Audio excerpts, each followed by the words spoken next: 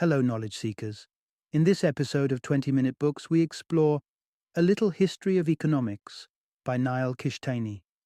This book presents a concise journey through the evolution of economic thought, from the ancient philosophies of Aristotle to the contemporary insights of Thomas Piketty. It addresses perennial economic questions about inequality, individual motives, and the extent of government intervention in the marketplace. Author Niall Kishtainy, a seasoned professor affiliated with both the London School of Economics and the University of Warwick, uses his expertise to distill complex economic theories into accessible ideas. He argues that understanding the history of economic thought is crucial for making sense of today's global economy and steering it toward a better future. This book is perfect for the econo-curious individual, those seeking a broad overview of the field of economics, or students engaged in comprehensive history studies. Join us as we summarize the key insights and takeaways from this insightful exploration of economic history.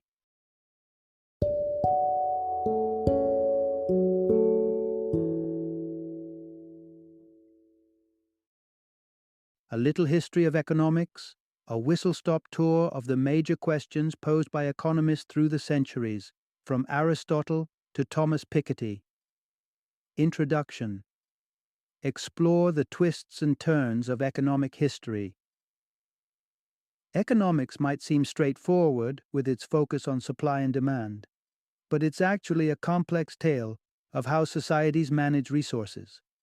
Originating from the Greek words oikos, house, and nomos, law, economics was initially conceived as household management, but its scope has vastly expanded to question and explain the variances among societies. Ever wondered why structural and educational disparities exist between countries like Britain and Burkina Faso? Economics doesn't just pose these questions. It delves into potential reasons behind such global discrepancies. No certain answers exist, yet the pursuit of these answers forms the crux of economic theory and practice. This narrative will guide you through the annals of economic history, from its inception in ancient Greece to the modern-day ramifications seen in the 2007 global financial crisis caused by risky banking activities. By reflecting on past economic theories and their applications, we gain clarity on our current conditions and possibly future directions. Throughout this exploration, you'll uncover intriguing transformations, such as why the Catholic Church eventually endorsed money lending, a practice it formally denounced. You'll also examine how changes in the relationship between the Soviet government and its economy had tragic consequences, leading to the death of millions. Additionally, learn about the inherent biases that might influence economists' perspectives. By understanding the past movements and milestones in economics, we can better navigate our present and influence our collective future. Part 1. Tracing the roots of economic thought, money, and the morality of markets. Turning the pages back to ancient Greece, we meet Aristotle, often regarded as the first economist. His musings around the 4th century BCE laid foundational ideas regarding money's role in society. Money, for Aristotle, was a tool to facilitate exchange and assign value to goods, which is quite beneficial. However, he was wary of its darker potential. Let's consider an olive farmer who, realizing he can profit from his produce, begins to mass-produce olives. Aristotle saw this shift, from growing what one needs to growing for profit, as a dangerous tilt towards greed, dubbing such profit-oriented activities as commerce, which he deemed unnatural. He was especially critical of money lending, or what we now refer to as charging interest, believing it exploited the need of others to make more money. Despite Aristotle's reservations, commerce and money lending didn't wane but continued to flourish, signaling the beginning of an economic evolution. Fast forward to the 13th century, and you find similar contempt for money lending among early Christian scholars like St. Thomas Aquinas. He vilified the practice he called usury, arguing that money's only virtuous use was for straightforward buying and selling. Yet, the burgeoning trade practices in Venice and Genoa were making money lending increasingly indispensable. The era saw the rise of the first banks, where merchants could securely store wealth and settle debts, easing trading practices across Europe and beyond. This shift enticed peasants to leave the feudal farmlands and seek monetary employment in cities, marking a significant socio-economic shift. Even the Catholic Church, which had long opposed usury, began to adapt to the changing economic landscape. By the 12th century, the Pope canonized Homo Bonus, an Italian merchant, recognizing his contributions as a godly pursuit rather than a sinful one. This transformation kept pace as European explorers commandeered foreign lands, plundering resources like silver and gold, thereby enriching their home countries. This extraction and exploitation ushered in the age of mercantilism, comprising a powerful alliance between merchants and European rulers, dramatically altering the economic and political landscape of the time.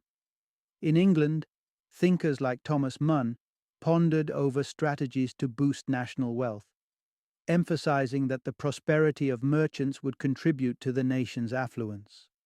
This led to the creation of joint stock companies, like the East India Company, which pooled collective investments and shared profits among its stakeholders. This historical journey from medieval economic practices governed by religion and personal relationships to a more structured, mercantile, and eventually industrial economy highlights the profound transformation money and commerce have imposed on human societies. Aristotle's ancient contemplations on commerce set the stage for a deep, enduring conversation about the morality and impact of economic practices that continues to resonate today. Part 2. Revolutionary economics emerges with the Industrial Revolution. As the embers of the industrial age started to flicker, a group of pioneering economists emerged, poised to redefine our understanding of wealth and its creation. In the salons and academic halls of pre-revolutionary France, François Quesnay led a cadre of thinkers who challenged the prevailing economic doctrines. Quesnay, though a staunch monarchist, proposed a groundbreaking idea: cease taxing the hard-working peasants, and instead imposed taxes on the affluent aristocracy. He argued that peasants, who harness nature's bounty, a gift from God according to him, were the real contributors to national prosperity. France's strategy to burden these peasants with taxes, he opined, was deeply flawed. Compounding this misstep, Quesnay criticized the state's policies that favored merchants by granting them exclusive privileges and enabling them to form protective guilds.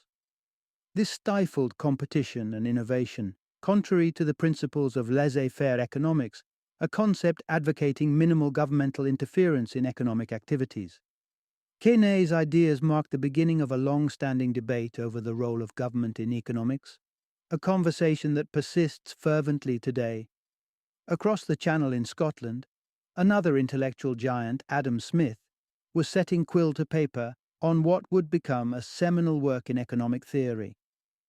In 1776, his book, The Wealth of Nations, introduced ideas that would fundamentally reshape economic thought.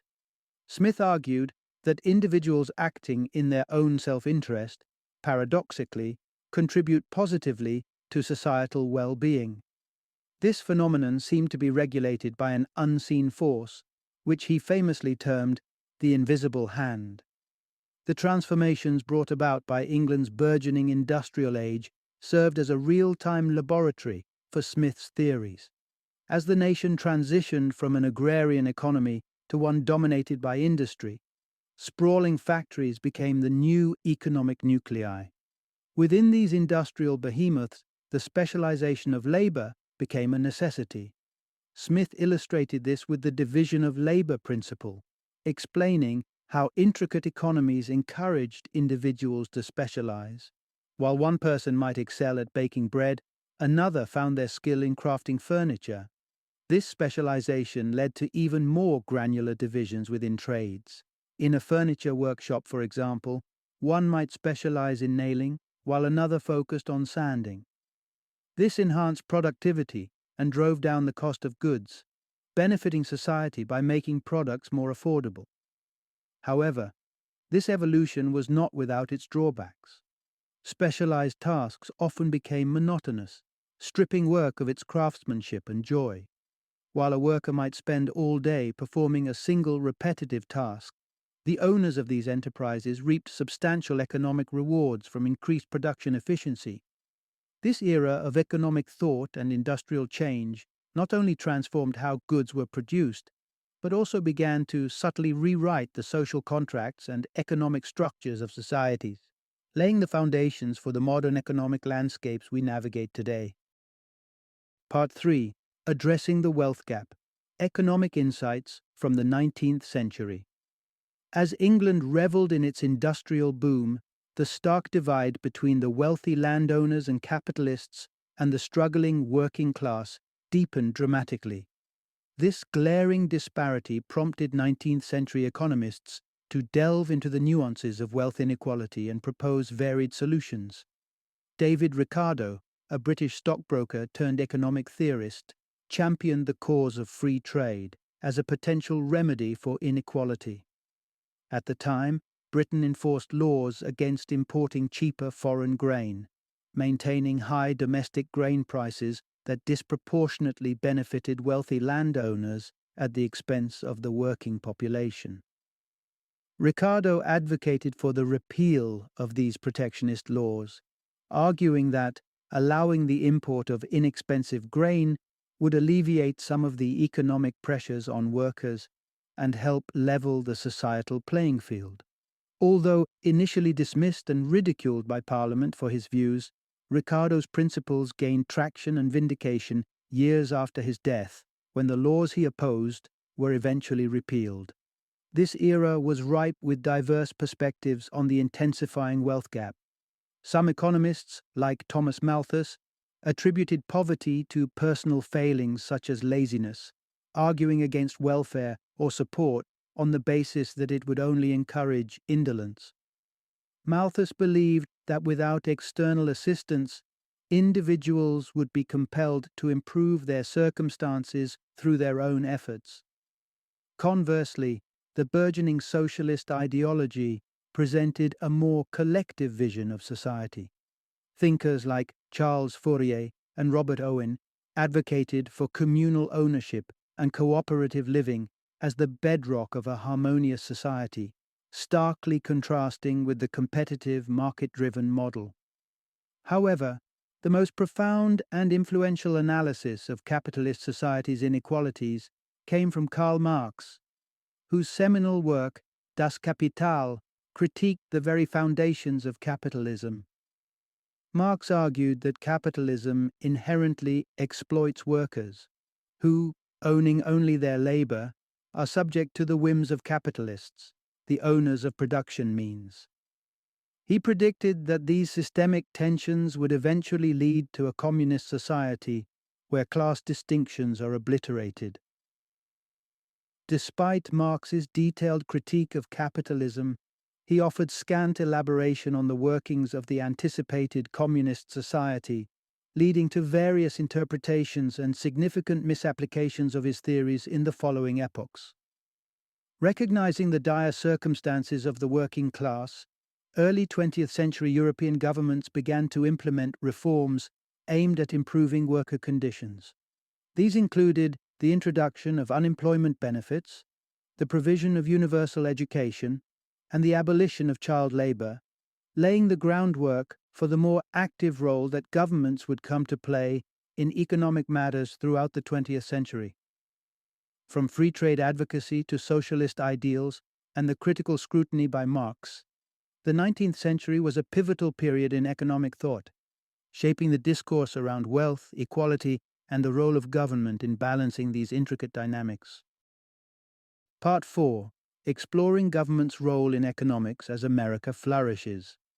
At the dawn of the 20th century, Europe was entrenched in fierce debates about the ideal relationship between government and economy, while simultaneously, America's immense wealth was coming sharply into focus.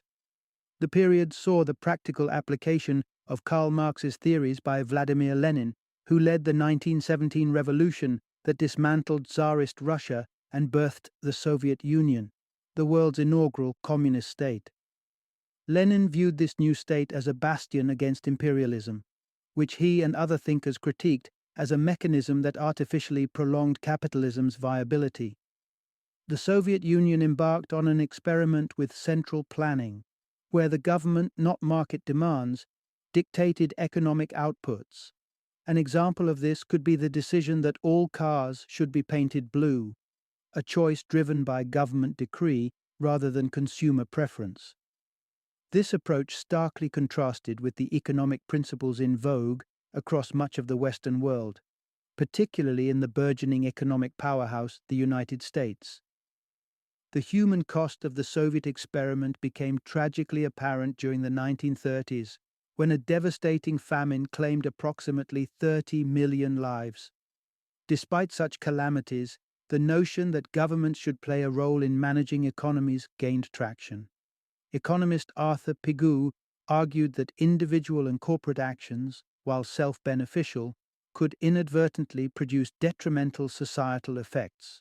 He believed government intervention was crucial to mitigate these negative impacts. Conversely, Ludwig von Mises staunchly opposed extensive government involvement in the economy.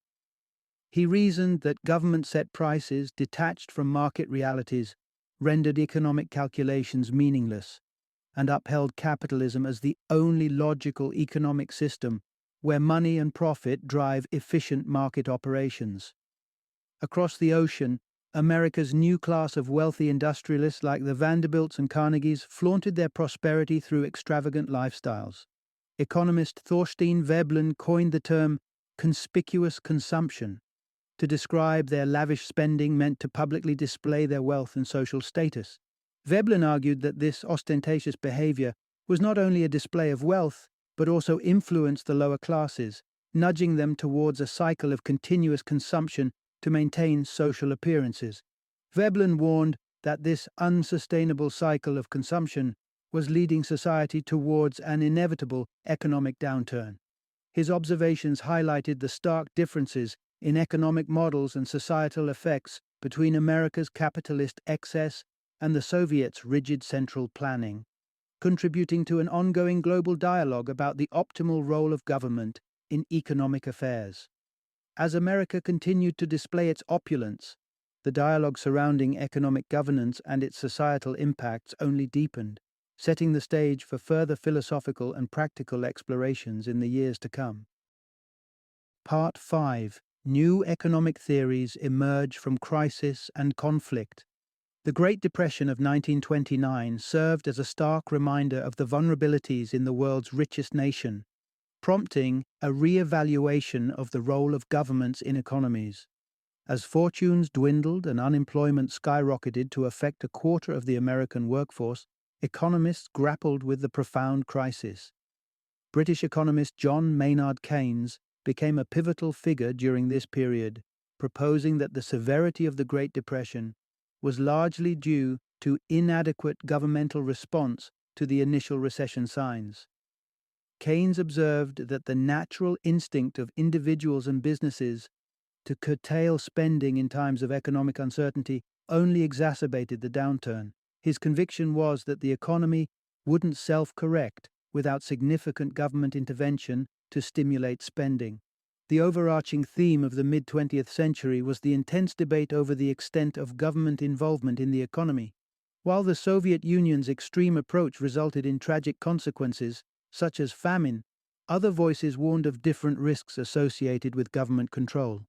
Austrian-born economist Friedrich Hayek, during World War II, raised alarms about the loss of individual freedoms under extensive government economic management. He controversially compared the economic controls in Nazi Germany with those in wartime Britain, suggesting that even well-intentioned government intervention could slide towards totalitarianism. Post-war, the dialogue expanded globally, especially in regions shaking off the yoke of colonization. Ghana, which gained independence in 1957, adopted a model of strong government control advised by economist Arthur Lewis. The goal was a substantial economic push to elevate Ghana's status on the global economic stage, comparable to that of America and Europe. However, the results were mixed across different nations. While African and Latin American countries struggled with government-led economic models due to the intertwining of politics and economic development, some East Asian countries saw remarkable successes. South Korea is a prominent example, where government alignment with the economy proved extraordinarily fruitful. In the aftermath of the war, state-controlled initiatives spurred the growth of now globally recognized corporations like Hyundai and Samsung. This period marked a significant evolution in economic thought, influenced by political events and the varying success of government interventions across the globe. These developments contributed to a richer, more diverse understanding of the complex relationship between government actions and economic outcomes. Part 6: New Frontiers in Economics: From Micro-Decisions to Global Challenges. World War II marked a dynamic shift in economic thought, catalyzed by changes in global structures and the emergence of new economic challenges. While John Maynard Keynes had significantly shaped modern macroeconomics, advocating for substantial government intervention in economies, the period also saw the rise of microeconomics, the study of individual and business decision-making processes and their impact on the economy's resource distribution. Amid the tension of the Cold War, the interdependencies and potential consequences of political decisions on global economic landscapes became starkly evident. This period saw the development of game theory by a team of American economists and mathematicians. Originally designed to aid military and political strategies by anticipating and countering opponents' moves, game theory found profound applications in economics, helping understand competitive behaviors not only between countries but also among businesses and individuals. As economists ventured into exploring diverse applications of economic theory, Gary Becker introduced groundbreaking perspectives by applying economic analysis to social issues like crime. He postulated that criminal activities could be viewed through the lens of cost-benefit analysis. Criminals weigh the potential benefits of their actions against the risks, such as incarceration. Based on this theory, Becker argued that the most effective way to deter crime was to enhance the consequences, thereby tipping the cost-benefit scale against criminal activities. However, the persistent problem of global inequality continued to provoke intense debate and analysis. The mid-20th century saw revolutionary figures like Che Guevara and Fidel Castro attributing Latin America's poverty to capitalist exploitation by wealthier nations, particularly the United States.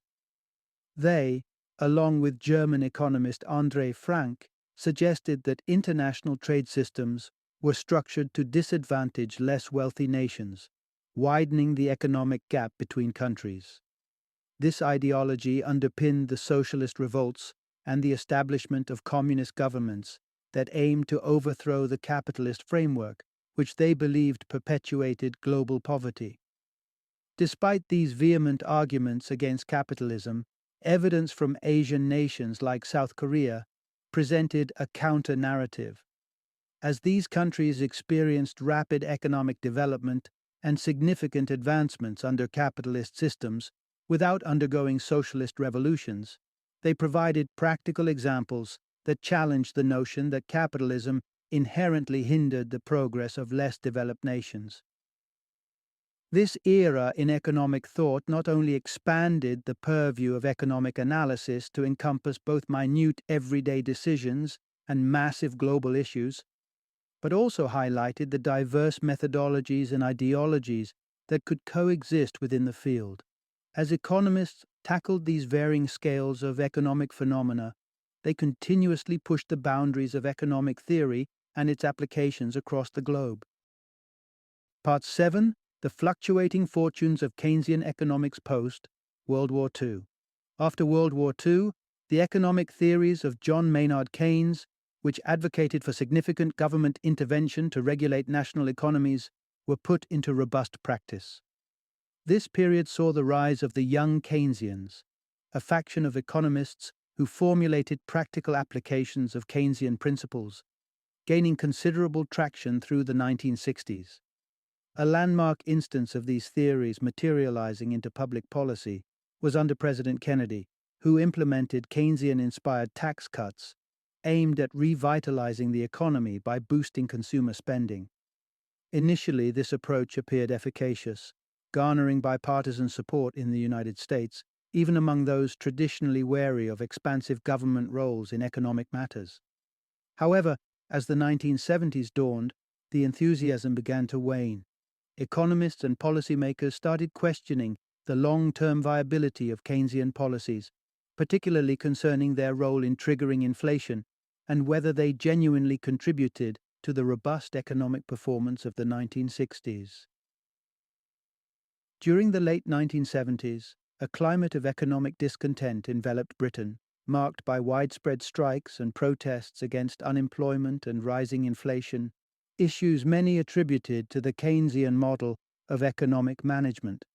This skepticism was epitomized by economist Milton Friedman, who critiqued the temporary nature of improvements brought about by increased government spending, which he argued led invariably back to high unemployment rates and inflated the money supply, exacerbating inflation.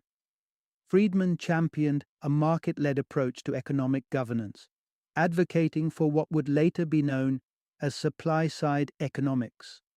He argued that instead of boosting consumer demand through fiscal stimulus, a Keynesian approach, governments should focus on fostering favorable conditions for businesses to increase production and supply. His ideas profoundly influenced the economic policies of leaders like Margaret Thatcher in the UK and Ronald Reagan in the US, though these policies also faced criticism for possibly deepening the economic crises of the 1970s rather than ameliorating them.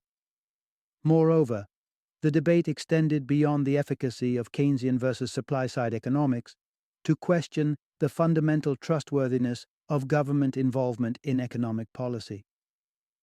American economist James Buchanan offered a critical perspective, suggesting that governments, like individuals, are driven by self-interest.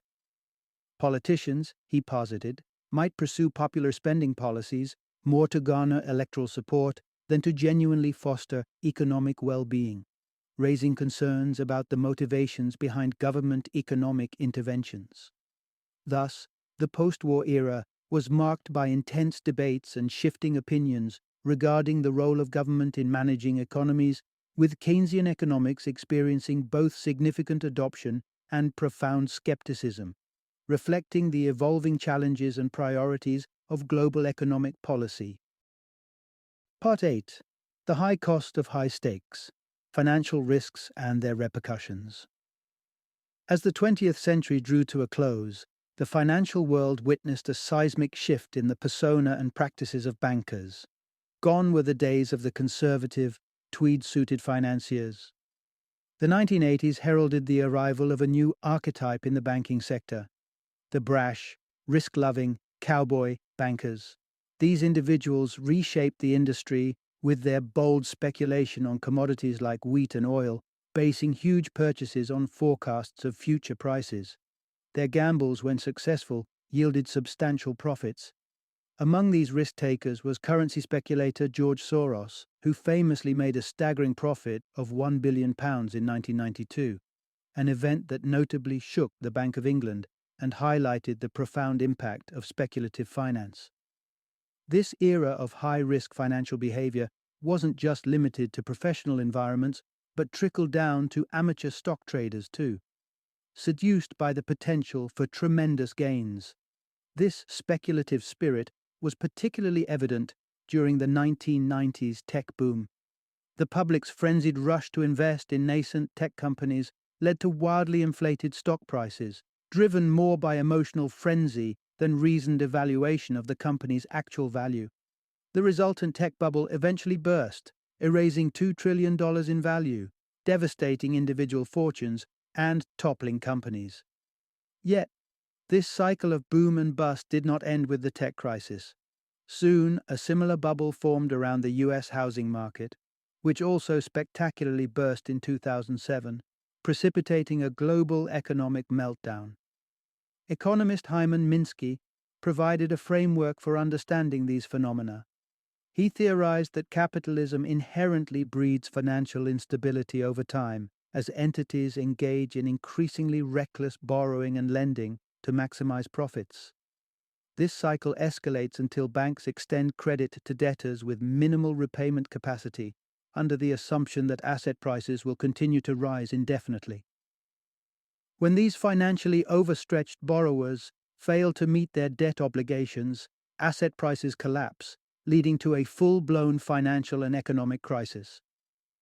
The 2007 collapse prompted a re-evaluation of economic strategies worldwide. In response, global powerhouses like the United States and China pivoted back towards Keynesian economics, ramping up government spending in an effort to stimulate recovery, an approach that remains influential in policy discussions today. This period vividly illustrated the perils of unchecked financial speculation and reaffirmed the need for robust economic frameworks to mitigate such risks in the future. Part 9. Tackling the complex challenge of inequality in modern economic thought. In the realm of contemporary economics, perhaps no issue resonates as deeply and persistently as inequality. Indian economist Amartya Sen, profoundly affected by the sectarian violence he witnessed in his youth, devoted his career to exploring the underlying causes of inequality. Sen's perspective on poverty extends beyond mere material shortages. He posits that true poverty stems from a deficiency in capabilities, the essential tools and opportunities, such as access to transportation or education, that allow individuals to improve their socio-economic positions. Sen's contributions were pivotal in the development of the Human Development Index by the United Nations, a tool that evaluates nations not just by income, but by life expectancy, literacy, and other significant quality of life indicators. His work underscores the conviction that economic development should focus on broadening human capabilities to enhance overall well-being, rather than solely on increasing financial outputs. A critical aspect of Sen's work also includes the examination of gender inequalities. He highlighted the inherent biases in economic studies, primarily steered by men from homogeneous backgrounds, which often overlook the nuanced experiences and contributions of women. In the 1990s, feminist economists took up this mantle further by challenging traditional economic narratives that frequently ignored women's unpaid labor, such as domestic chores, caregiving, and subsistence farming. This labor, crucial yet undervalued economically, places women at a distinct disadvantage regarding resource allocation, including wages, food, and healthcare. Feminist economists argue that without targeted policies to address these gender disparities, the condition is likely to worsen, advocating for social change and informed policy-making as tools for redress. However, the broader picture of global inequality encapsulates more than just gender or poverty. It includes the stark wealth accumulation at the top echelons of society. French economist Thomas Piketty offered insights into this phenomenon, suggesting that capitalism intrinsically enables those already wealthy to generate more wealth passively. To counteract this cycle, some economists recommend strategies such as implementing higher minimum wages and imposing increased taxes on wealth. Despite these proposals, the political will to enact such redistributive measures has waned since the 1970s, with many governments reducing taxes on the wealthy due to their considerable influence and power. These ongoing economic disparities prompt a crucial discourse on the future of economic policy and equality.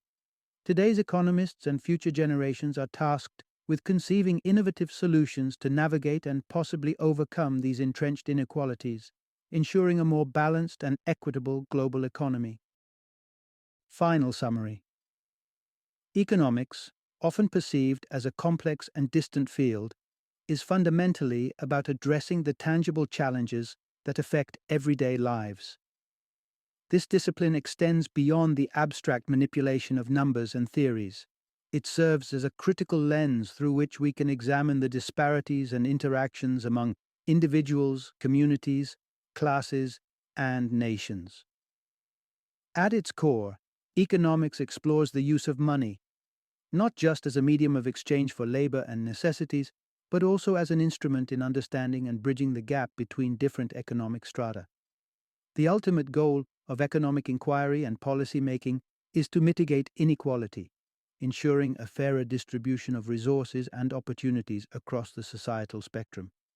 By delving into economic principles, one gains insight into the mechanisms that underpin wealth distribution, market fluctuations, and fiscal policies, all of which have direct implications on the quality of life and the potential for human development.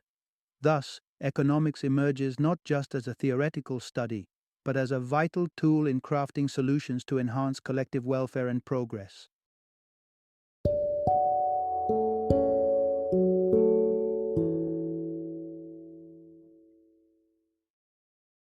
Thank you for joining me today on this journey of learning and discovery as we explored the insights of another thought-provoking book in our growing library of knowledge. If you've enjoyed our time together, please take a moment to follow our podcast, give us a 5-star rating, and share 20-minute books with other knowledge seekers. Your support truly means a lot. Don't forget to join me again in the next episode, where we will delve into another enriching book. Until then, happy reading and happy listening.